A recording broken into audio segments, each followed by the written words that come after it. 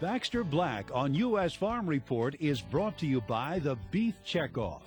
If you have questions about how your beef checkoff is invested, who makes those decisions, and what's the return, you'll find all the answers and so much more on mybeefcheckoff.com. He's a cowboy, a poet, a humorist, and now Baxter Black is part of U.S. Farm Report. Known for his droll wit and signature mustache, Baxter shares his amusing and unique view of the modern cowboy. Today we head to his Arizona ranch to get his perspective on, well, cud. I am a student of the cow. Cows lead a fairly boring life. When I'm giving my cows their weekly check, I like to think it's probably the high point of their day. They spend their day grazing, and when they're not grazing, they're sitting around doing this.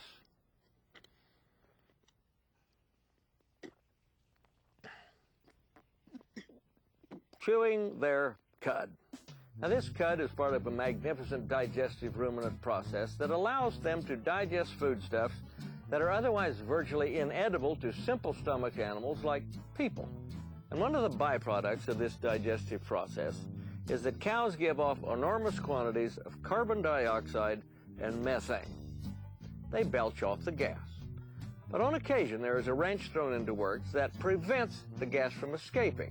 It collects and distends the rumen, creating a condition we call, that's right, bloat. You may be driving by a pasture and you see the cows out there in the field, and they're all looking so pastoral and grazing, yet one of them will be more turgid than the other, sort of football shaped, and when you look closely, their feet may actually be levitating slightly above the ground. As confirmation of this phenomenon, recall those times you've been checking your cows following their tracks, and then suddenly the track disappears. Well, bloat is a life-threatening condition, and good cattlemen and vets often carry a delicate veterinary instrument we call a bloat hose. Imagine the stack on a Kenworth, which is passed down the throat to relieve the pressure.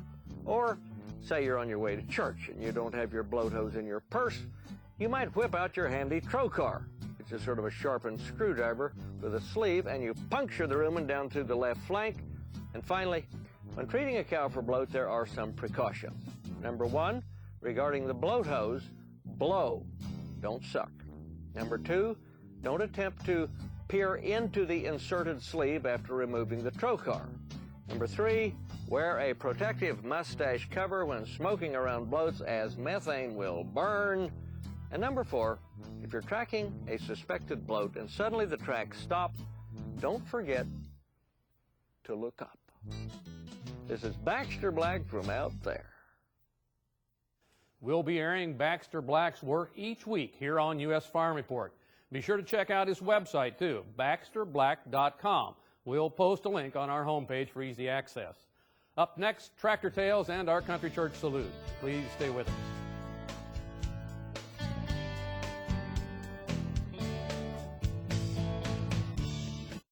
Whether you wear a cowboy hat or a farmer's cap, if you've got cattle, you pay your beef checkoff. But do you know where it goes and who spends it and if it's worth it? Well, this is Baxter Black, and I found the answers on mybeefcheckoff.com. When I sell a critter, I'm supporting projects that keep consumers loving beef. And volunteers, beef and dairy folks like you and me, decide how the dollars are spent, and they're good at it. Each dollar invested returns a $5 bill, so get to know your checkoff at mybeefcheckoff.com.